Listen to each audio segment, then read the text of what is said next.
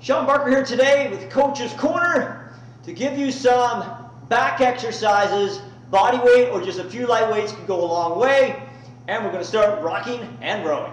Alright, so the row is a common variation you'll see for many back exercises. Depending on your body positioning and how you rotate out those upper arms, can just change that up a little bit. Now, if you don't have any weights at all and you want to go body weight, I'm a big fan of that renegade row to start you off to work the back muscles in a pulling variation as well as the core, okay? That renegade row body weight, you'll go into pretty much a push-up position with your upper arms, chest underneath the, hands underneath the chest and shoulders, but you want the knees wide or your lower base wide on the floor, specifically for level 1. They're far back behind the hips. You're bracing your lower abs tight.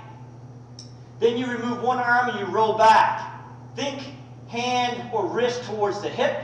We don't want to roll like this. We want to roll back and slightly up. Where you notice the upper arm starts to come in line with the upper back. Make sure you brace your core tight, because that becomes even more important as you progress into level 2. That is wide toes, wide feet.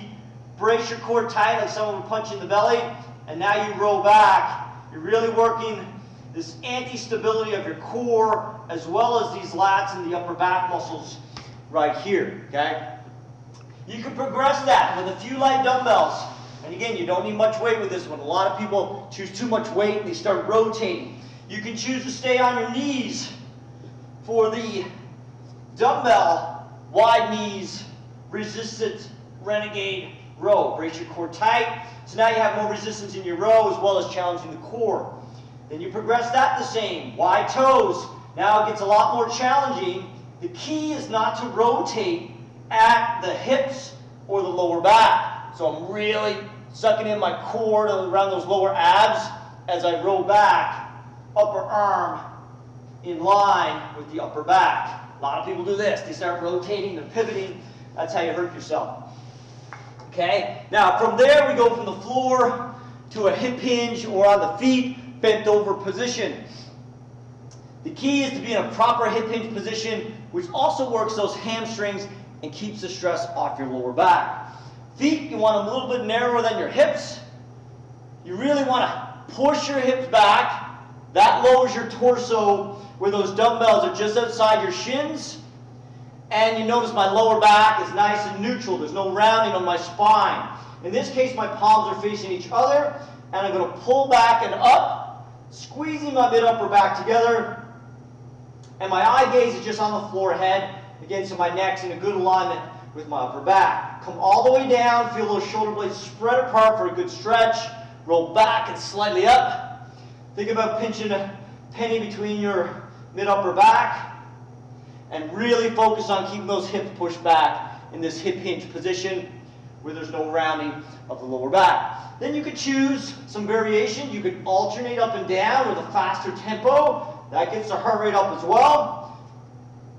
You could also go palms facing forward. Roll back and up the same position. This gets those biceps a little bit more upper arms involved, but still really rocks that row.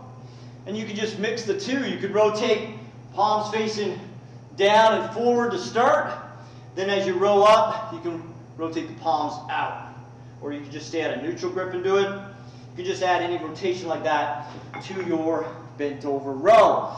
Now more advanced beyond that, you go to a staggered stance and you roll one side at a time.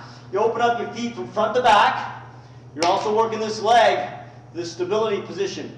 You can go hand on the knee, but get the torso low. You can also put your hand on a couch or a chair if needed for more stability.